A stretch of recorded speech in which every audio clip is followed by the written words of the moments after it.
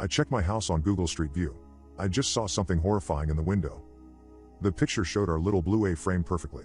The flower boxes leaning out of the kitchen window, filled with morning glories. The cedar rocking chair. The splotch of brown paint on the steps from when I painted the desk. But there were two people standing on the porch. Two people I didn't recognize. Even though their faces were blurred out, I knew they couldn't be us. We're Indian, and they were clearly white. Who are those people? My brother Arjun asked. I have no idea. I leaned into the computer screen, squinting at the pixels. Maybe some of my friends from school?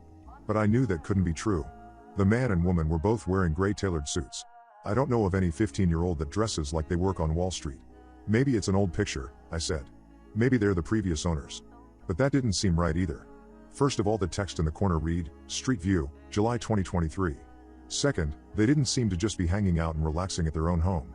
The woman was standing at the corner of the porch, weight on one hip, arms crossed over her chest. The man stood unnaturally straight, as if he were posing for the photo, hands deep in his pockets. Maybe it's photoshopped. I turned to him.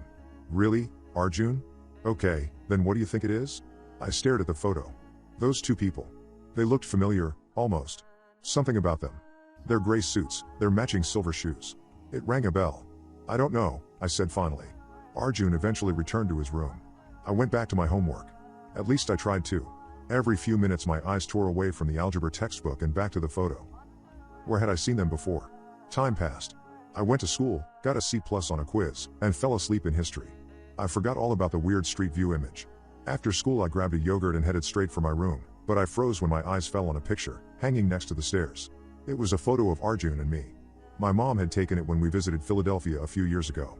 Arjun was holding some sort of toy helicopter. I was wearing weird floral jeans and sparkly hair clips, but there, behind us, were two people. Two people wearing gray suits and silver shoes.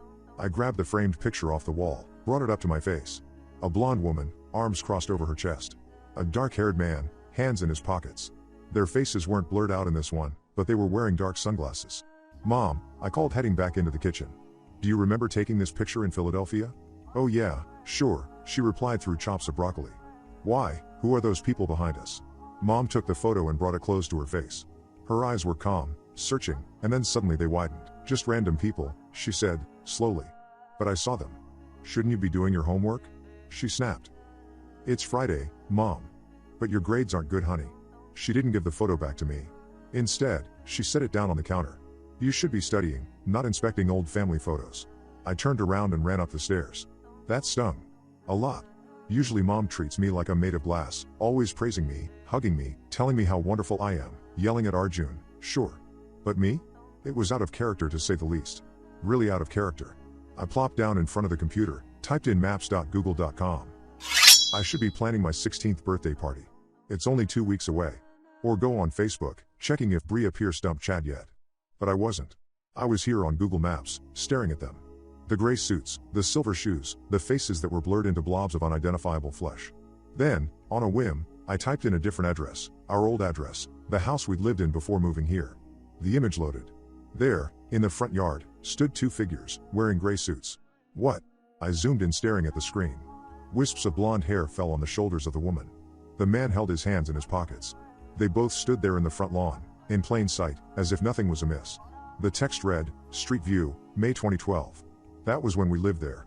My hands trembled against the keyboard. My heart pounded in my chest. But I forced myself to type a third address. The one on 6th Street. The tiny starter house we'd lived in several years ago. The image loaded. A cute white ranch with two windows in front, a carpet of fluorescent green grass, and a cracked cobblestone walkway appeared. The porch was empty. I breathed a sigh of relief. They weren't there. No one standing on the lawn in the driveway or anywhere around the house. If those people were following us, they'd be here too. I took slow, deep breaths, calming my racing heart. I was about to click away when something caught my eye. Something in the window. I zoomed in. The window was dark.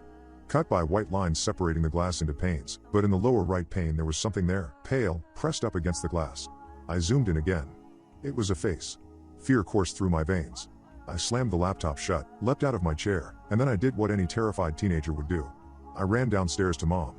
Mom? I called, fear trembling my voice. Mom? I stopped. The broccoli lay strewn over the kitchen island, half chopped. The faucet dripped, the napkins lay on the floor. Mom? We're in here. My mom's voice, weak, trembling. We're. Wait a minute. Gray suits. Were they here, holding my mom hostage? I ran into the family room, my heart pounding, but it wasn't them.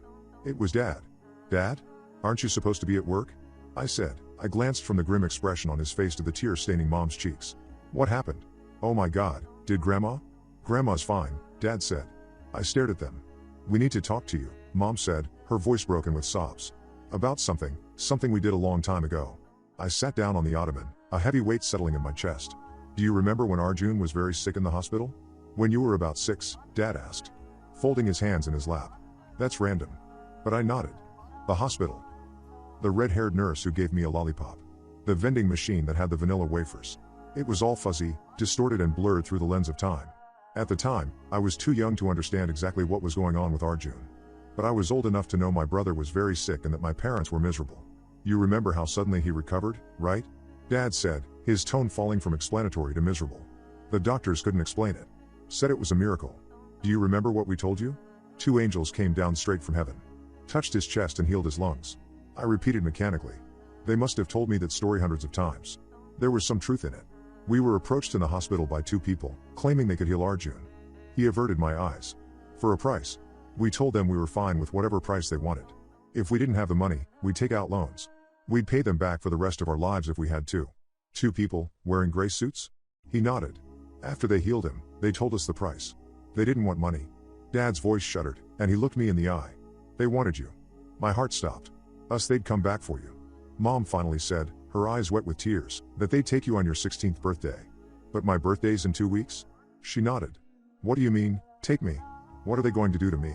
Mom and Dad looked at each other uncomfortably. We have no idea. Dad said, finally breaking the silence. We never would have done it if we knew. Mom said, her voice muffled through a tissue. I promise that. We love you, Gia, and never wanted till we thought we could escape them. Dad broke in, cutting her off. We'd just move into the middle of nowhere. Change our names, maybe. How could they find us after that? But they always did. They'd found us at every house we've ever lived in. Street View confirmed that. Mom got up and pulled an old photo album off the bookshelf. Wordlessly she dropped it in my lap. They follow us wherever we go. I flipped it open. Arjun and I ate ice cream at Cold Stone. At the next table with their backs to us, 2 people sharing a milkshake. 2 people in gray suits. Arjun and I at the lake, hitting each other with pool noodles. In the distance, near the woods, 2 gray figures, watching. Arjun and I at the carnival. In the background, lit by the red and white lights of the Dragon roller coaster, they stood. Wearing sunglasses despite the darkness. They were always following, watching, waiting. There was nowhere I could hide. So that's it. They're just going to take me in 2 weeks. My parents looked at each other, tears in their eyes. For a long time, then I went on to do some research. I was a little bit of a Google. I began to type, my fingers flying across the keyboard. Guns, bombs, mace, tasers, weapons of any and every kind. How to buy, where to purchase, expedited shipping. Yes, I've only got 2 weeks after all. They may be coming for me, but I will not go gently into that good night.